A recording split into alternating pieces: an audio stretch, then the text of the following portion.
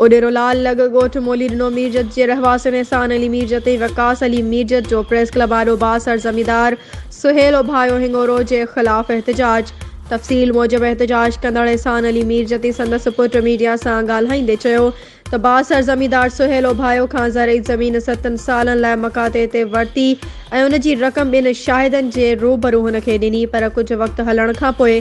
बासर ज़मींदार सुहेल ओभायो बीमार थी पियो ऐं मुंहिंजे पोखियल फसल ज़बरदस्ती वढाए खणी वियो, जंहिंजी दाह इलाइक़े जे चङनि मिठनि खे ॾिनी, जिन वटि फ़ैसिला बि थिया जेके मुंहिंजे हक़ में आया, पर बासर ज़मींदार सुहेल ओभायो हिंगोरो चङनि जा फ़ैसिला मञण लाइ तयारु नाहे ऐं अॼु बि हुन मूंखे धमकियूं ॾिनियूं आहिनि त मुंहिंजी ज़रई ज़मीन ते ईंदे त पंहिंजी ज़िंदगीअ जो ज़िम्मेवार तूं पाण हूंदे। हुन IG Sindh, DIG Hyderabad, SSP Matiari ऐं SHO डेरोलाल स्टेशन खां मुतालबो कयो त बासर ज़मींदार ख़िलाफ़ क़ानूनी कार्रवाई करे असां सां इंसाफ़ कयो वञे।